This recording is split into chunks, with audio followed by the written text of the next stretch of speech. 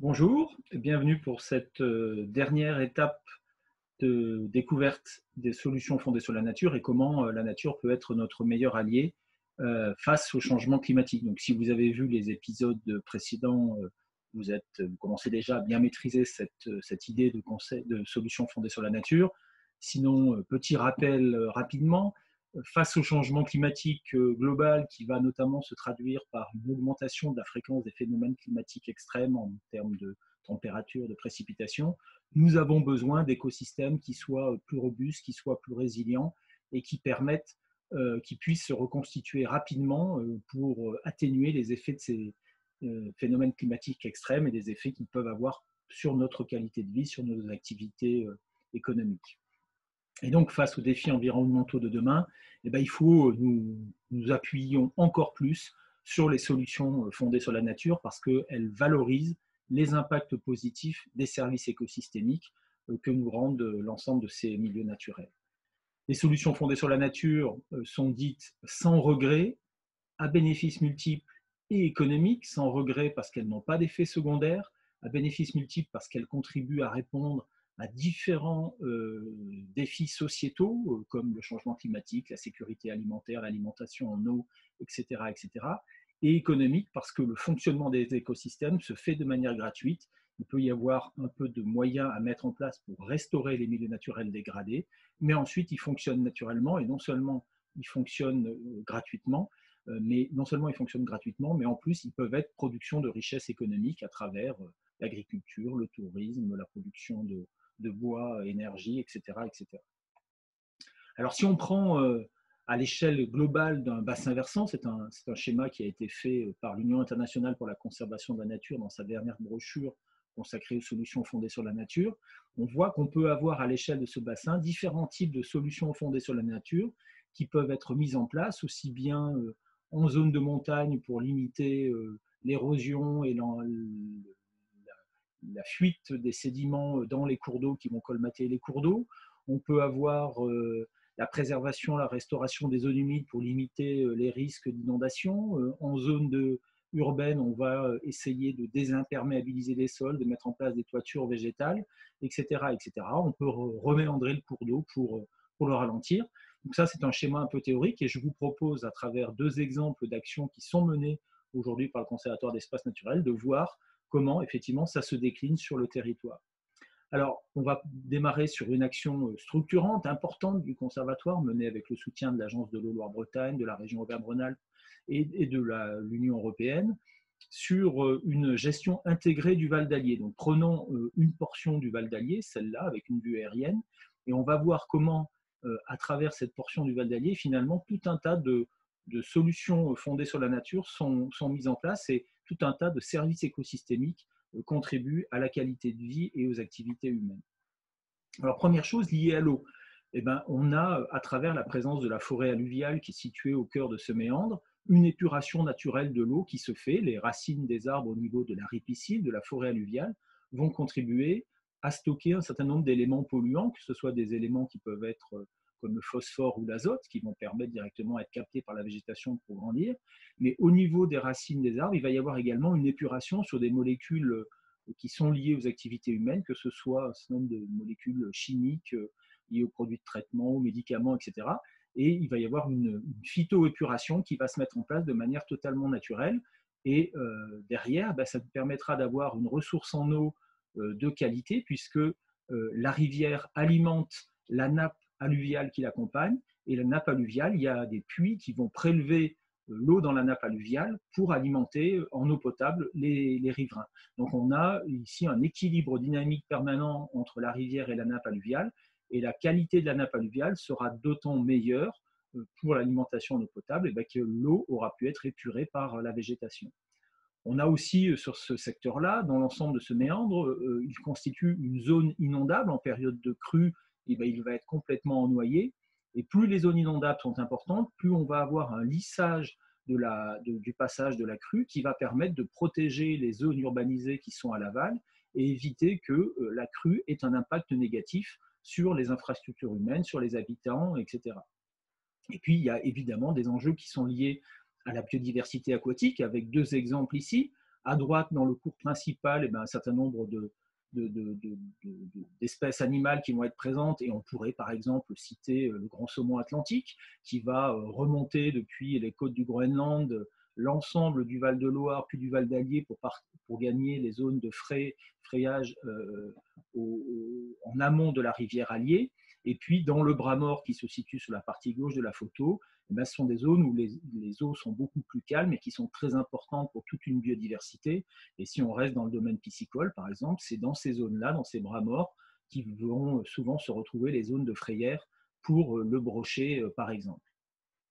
Au-delà de ces secteurs, de ces enjeux liés à l'eau, on a aussi des enjeux qui sont liés par exemple au carbone. Alors les prairies qui sont situées en bordure des prairies naturelles, on l'avait vu dans la présentation précédente, elles ont une capacité importante de stockage du carbone, dans le sol notamment. C'est aussi le cas évidemment sur les forêts alluviales. Donc on va avoir un stockage naturel du carbone qui va permettre de limiter la concentration en carbone dans l'atmosphère et donc d'atténuer le changement climatique. On va pouvoir aussi utiliser dans une sylviculture raisonnée une partie de la forêt alluviale comme une production de bois, et notamment de bois de chauffage, qui permettra de limiter le recours à des fossiles, à des combustibles fossiles comme les produits pétroliers, et donc de conserver le stock de carbone lié à ces produits pétroliers. Un autre enjeu important est celui du transport sédimentaire. C'est quelque chose qui est moins connu, mais une rivière, c'est de l'eau qui coule, mais c'est aussi du sable et du gravier qui sont transportés par la rivière. Et on l'a dit dans la présentation précédente, la rivière, c'est de l'eau qui tombe, elle est pleine d'énergie, elle doit dissiper son énergie, et si elle n'arrive pas à dissiper son énergie en transportant du sable et du gravier, elle va avoir tendance à creuser son lit, à s'enfoncer. Et ça va avoir des impacts négatifs importants, parce que la rivière, en s'enfonçant, la nappe alluviale qui accompagne la rivière va s'enfoncer aussi, et on va avoir une diminution d'épaisseur de la nappe alluviale et donc une diminution des ressources en eau, du stock utilisable en termes d'eau potable pour les villages riverains. Et puis l'enfoncement de la rivière, ça va aussi avoir des impacts sur les infrastructures humaines, et ça peut conduire à la fragilisation, par exemple, des ponts, parce que l'eau va pouvoir venir affouiller au niveau des piles de ponts, avec un risque d'effondrement de ces ponts. On avait vu dans les années 80 le pont Wilson, un des ponts principaux de Tours, s'effondrer sur la Loire à cause de cet enfoncement du lit. Donc le transport sédimentaire, la capacité de la rivière à faire dévaler tout au long de son cours le sable et le gravier, c'est un enjeu très très important. Et là aussi, la gestion intégrée du Val d'Allier le permet.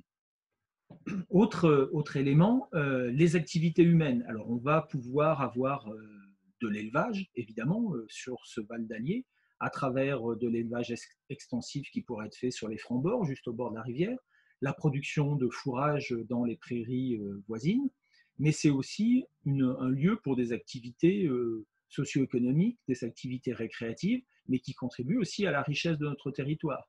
La pêche de loisirs, les balades en canoë sur la rivière, la randonnée, qui vont pouvoir être des éléments importants.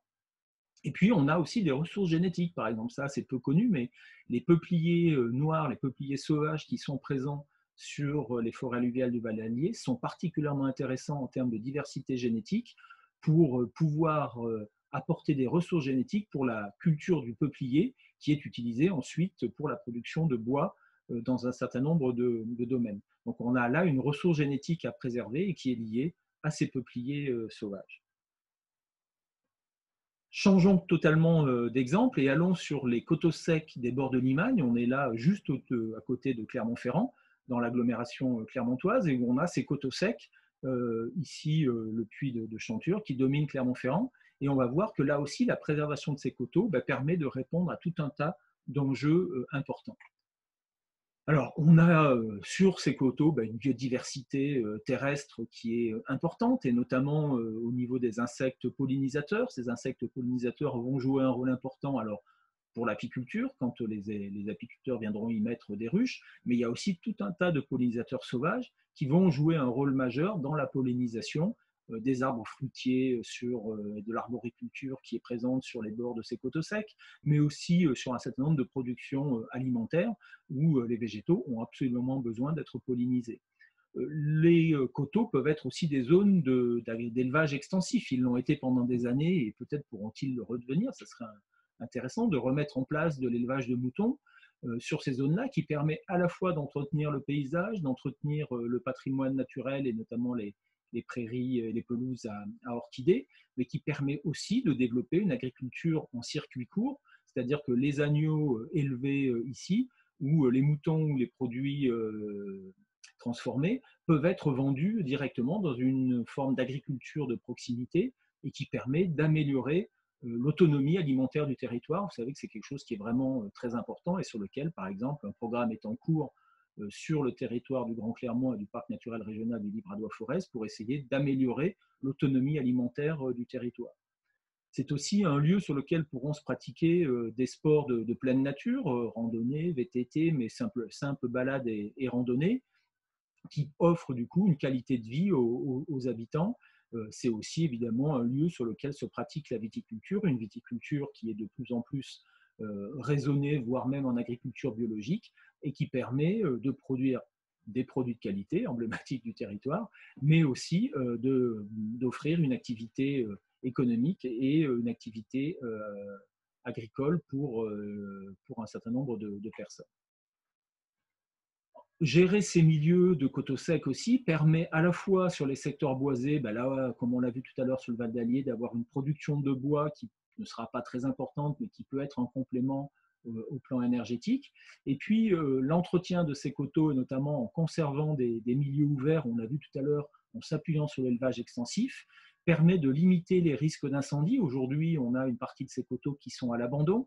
Donc, la végétation s'est développée, une augmentation de ce qu'on appelle la biomasse, c'est-à-dire que la végétation sur place. Et dans un contexte, là aussi, de changement climatique, avec des années de plus en plus sèches, etc., on court le risque de voir se développer des incendies. Et d'ailleurs, depuis quelques années, on a systématiquement des incendies sur les côtes de Clermont, souvent des incendies qui sont d'origine humaine, mais qui sont d'autant plus favorisés par une présence importante de biomasse.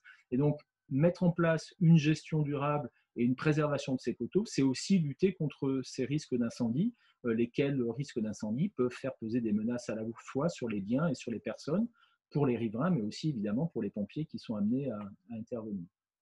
Et donc finalement, quand on a cette gestion globale sur ce site, comme le fait aujourd'hui la ville de Clermont-Ferrand, avec l'appui du Conservatoire d'espaces naturels d'Auvergne via la mise en place d'un espace naturel sensible sur les côtes de Clermont, eh bien, on préserve aussi et on valorise au niveau touristique un paysage, le territoire, et un paysage emblématique de ce territoire. Et aujourd'hui, les côtes de Clermont, c'est le premier premier fond d'écran, entre guillemets, quand on est à Clermont-Ferrand, avant d'aller sur la chaîne des Puys. Et donc, ces côtes jouent un rôle très important aussi dans l'identité de Clermont, dans la qualité de vie sur Clermont. Et puis, il y a un enjeu sur lequel il faudra certainement qu'on travaille dans les années à venir, c'est le lien entre ces espaces naturels de proximité et la qualité de vie et la santé publique. Il y a de plus en plus d'études qui sont faites en France ou à l'étranger qui montrent le rôle majeur que jouent ces espaces naturels et que jouent les espaces naturels plus largement sur les questions de santé publique. C'est-à-dire qu'on a aujourd'hui des études qui montrent la corrélation assez forte entre la présence d'un certain nombre de maladies ou de pathologies qui sont présentes en ville auprès des populations et la présence ou l'absence d'espaces naturels de proximité. De manière assez grossière, mais relativement juste néanmoins, quand les gens n'ont pas accès à des espaces naturels de proximité, eh ben, on voit une augmentation d'un certain nombre de pathologies et qui entraînent derrière des problèmes de santé ou des problèmes de surmortalité. Donc il y a aujourd'hui un enjeu très fort. Alors c'est lié au fait que c'est de la qualité de vie, c'est aussi une qualité d'air importante, puisque la végétation va jouer un rôle important de filtration de la qualité de l'air, et la végétation a la capacité à retenir un certain nombre de pollution de l'air, notamment liées aux microparticules. C'est un rôle d'amortissement du climat et de climatisation naturelle, en évitant en période de haute température l'augmentation des températures en ville qui sont ensuite source de problèmes de santé. Et puis, c'est évidemment la proximité de sites qui permettent des activités de promenade et qui contribuent à garder les gens en bonne santé en leur permettant d'être mobiles. Donc, on a vraiment là une approche globale et un grand enjeu, une grande solidarité à mettre en place entre les espaces de nature de proximité et les espaces urbanisés. Donc, ça permet d'enchaîner sur cette diapositive pour dire que les solutions fondées sur la nature, elles concernent aussi et de manière très importante les collectivités. Et voilà quelques exemples, on a déjà cité quelques-uns, mais favoriser les végétaux en ville permet de limiter les îlots de chaleur. Un exemple sur la photo en haut à gauche à Nantes, où vous voyez que sur des trottoirs très larges, finalement, on peut supprimer une partie du macadam, une partie du goudron pour replanter du végétal. Et dès lors, en période de très forte chaleur, ce végétal va contribuer à atténuer l'augmentation de la température et donc le bien-être des habitants. On peut aussi préserver un certain nombre de zones humides qui sont situées en amont ou dans l'espace urbain et qui vont permettre de limiter les risques d'inondation en période de sécheresse. C'est le cas aussi de la désimperméabilisation des sols. Vous avez un exemple en bas à gauche d'un parking, là c'est à Épinal dans les Vosges, où en mettant en place un choix à travers une désimperméabilisation partielle des noues naturelles, on permet d'éviter qu'en période de pluie, l'eau ruisselle et aille saturer les réseaux d'évacuation des eaux et provoque des dégâts. Il est vraiment important d'arriver, là il y a un très très gros enjeu sur la désimperméabilisation des sols. Les milieux naturels vont aussi contribuer à stocker du carbone, et c'est vrai en ville comme ailleurs. Et puis il y a un enjeu important aussi qui est celui du renforcement des corridors écologiques dans la ville, c'est-à-dire que ces corridors écologiques, ce qu'on appelle dans certaines villes les coulées vertes par exemple, permettent aux citoyens, aux gens de se déplacer de manière douce, à vélo, à pied, de faire une activité physique qui va améliorer leur santé, offrent une alternative au déplacement en véhicule et sont aussi de véritables corridors écologiques pour la nature. Et donc là, on a vraiment un système gagnant-gagnant. Il faut repenser complètement nos villes, et ça, c'est aussi vrai à la campagne. Les solutions fondées sur la nature peuvent y trouver leur place et elles améliorent très largement la qualité de vie. Il faut absolument s'en emparer et un certain nombre d'élus aujourd'hui en sont convaincus et c'est vraiment un élément important pour notre avenir. Les entreprises aussi doivent s'emparer de cette question des solutions fondées sur la nature.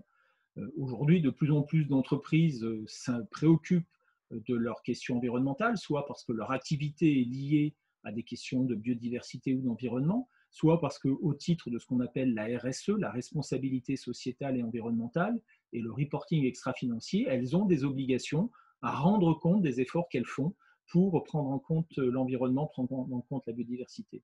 Et là aussi, on considère au Conservatoire de l'espace naturel que les entreprises ont tout intérêt à s'emparer de ces questions-là. Une entreprise, elle peut être située en zone inondable, donc en contribuant à la préservation des zones humides en amont, elle va contribuer à limiter son risque d'inondation. L'entreprise, elle a aussi intérêt à ce que l'ensemble de ses collaborateurs, l'ensemble des gens qui y travaillent, soient en bonne santé. Or, ils vont être soumis aussi à l'impact du changement climatique. Donc, tout ce qui pourra permettre de mettre en place une gestion différenciée des espaces verts qui sont autour de l'entreprise, renforcer le végétal autour de l'entreprise et donc là aussi lutter contre les îlots de chaleur. Tout ça peut être des actions très positives qui vont améliorer la qualité de vie, améliorer la motivation aussi des salariés, parce que c'est important pour les salariés d'une entreprise de voir que leur entreprise est impliquée sur la vie du territoire et se préoccupe du territoire. Et puis enfin, il y a la question du carbone, et aujourd'hui, beaucoup d'entreprises sont aussi impliquées sur la diminution des émissions de gaz à effet de serre, de carbone. Elles peuvent aussi, si elles le souhaitent, s'engager de manière volontaire pour des formes de compensation carbone. Et notamment, le Conservatoire d'espace naturel d'Auvergne propose différents programmes en ce sens, en soutenant des projets qui, en préservant des secteurs de prairies naturelles, en préservant des tourbières, en préservant des forêts, vont contribuer à la fois à augmenter le stockage du carbone, à préserver la biodiversité, et tout ça sur le territoire en Auvergne. Donc on peut offrir des solutions et travailler avec les entreprises sur des projets locaux qui permettent d'avoir cette approche multi-effet. On est complètement dans l'idée des solutions fondées sur la nature. Alors pour terminer, et j'espère que voilà, vous aurez été intéressé par cette approche, un petit mot sur le Conservatoire, donc, qui est une association qui a fêté l'année dernière ses 30 ans au service de la nature et des territoires. Que fait le Conservatoire d'espace naturel? Vous nous connaissez peut-être déjà. Si vous ne nous connaissez pas, voilà, c'est l'occasion. Le Conservatoire d'espace naturel, il vise à préserver des sites partout sur le territoire auvergnat, essentiellement d'ailleurs sur les 3 départements du Puy-de-Dôme, du Cantal et de la Haute-Loire, sachant que notre action est relayée dans le département de l'Allier par un conservatoire de l'Allier avec lequel on travaille de manière très étroite. Et on achète ou on passe des accords avec les propriétaires de ces sites. Chacun des petits points orange sur la carte correspond à un site préservé sur le conservatoire. et on met en place des actions de préservation, de restauration des milieux naturels et de gestion et d'entretien à long terme qui peuvent être en travaillant avec des agriculteurs et puis qui parfois sont des choix de libre évolution, c'est-à-dire que notamment sur les forêts, on va pouvoir ne pas intervenir pour laisser la forêt évoluer de manière tout à fait naturelle. Et ce travail est fait en intégrant évidemment la biodiversité et en travaillant au plus près des acteurs locaux. Chacun de nos sites, on cherche à faire en sorte qu'il soit le plus partagé. Ça passe par un ancrage local, par un dialogue, une concertation avec les riverains, avec les élus, avec les propriétaires, avec les agriculteurs, les forestiers, etc. Et aujourd'hui, on intervient sur pratiquement 220 sites sur l'ensemble des 3 départements que je citais, et pour un total qui se rapproche des 1600-1700 hectares et qui couvre toute la diversité des milieux naturels. Et le Conservatoire est une association, donc il y a un certain nombre d'adhérents qui soutiennent cette association. Pour préserver ces espaces naturels, on ne peut le faire qu'avec l'ensemble de nos partenaires. Donc, on mène aussi, au-delà des sites dont nous sommes directement gestionnaires, des missions de conseil auprès des propriétaires et des usagers. On a pu le voir précédemment quand je vous parlais des actions, par exemple, autour du réseau SAGN, où l'objectif était d'apporter des conseils aux agriculteurs pour mieux préserver les zones humides sur leurs exploitations. On met également et on met en œuvre également les politiques publiques et on accompagne que ce soit l'État à travers le réseau Natura 2000 ou les collectivités, par exemple les espaces naturels sensibles ou des réserves naturelles régionales. On accompagne les collectivités pour la préservation du patrimoine naturel, pour le développement de ces solutions fondées sur la nature sur leur territoire. Et puis on intervient comme expert et comme conseiller dans un certain nombre de commissions, de comités pour favoriser la prise en compte du patrimoine naturel. On pourrait dire qu'un des enjeux du conservatoire, un de ses objectifs, c'est d'essayer de réconcilier l'homme et la nature et de faire en sorte qu'à l'avenir, on soit dans un développement qui soit beaucoup plus équilibré et qui respecte beaucoup mieux les milieux naturels, les écosystèmes, et tout ça au bénéfice en premier de l'être humain, parce que nous avons besoin de cette nature. J'espère avoir pu vous le démontrer à travers ces présentations sur les solutions fondées sur la nature. Le Conservatoire, c'est donc une association, je vous l'ai dit, qui est construite autour d'un certain nombre de citoyens engagés. Il a été créé par des citoyens qui sont des adhérents, des bénévoles. Il y a une équipe salariée professionnelle avec 36 personnes qui travaillent au Conservatoire et dont le métier est de faire des études, de porter des projets, de contribuer à l'animation des territoires. Et puis, des partenaires publics, privés qui sont sur les territoires qui nous accompagnent. Notre conseil d'administration, notre conseil scientifique sont là pour guider l'action du conservatoire et nous sommes intégrés dans un réseau national, une fédération et un réseau des conservatoires d'espaces naturels. Vous voyez la carte sur la droite.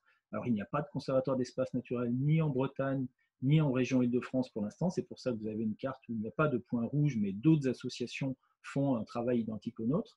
Et donc, les conservatoires sont dans cette dynamique à la fois nationale et à l'échelle de la grande région Auvergne-Rhône-Alpes. Nous travaillons avec nos collègues des autres conservatoires pour mettre en place des actions coordonnées en faveur du patrimoine naturel.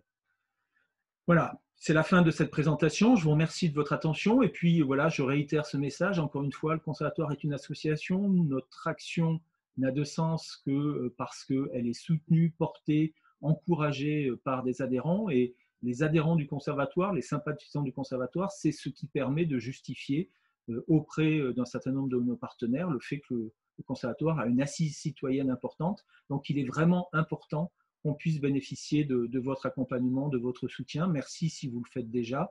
Si vous ne le faites pas, suivez nos actions sur Internet, sur les réseaux sociaux, Facebook, Twitter ou Instagram. Et puis, j'espère que vous serez convaincus que vous pourrez nous rejoindre et nous accompagner. Il y a aussi possibilité de devenir bénévole auprès du Conservatoire. Merci en tout cas, et puis j'espère à très bientôt. Au revoir.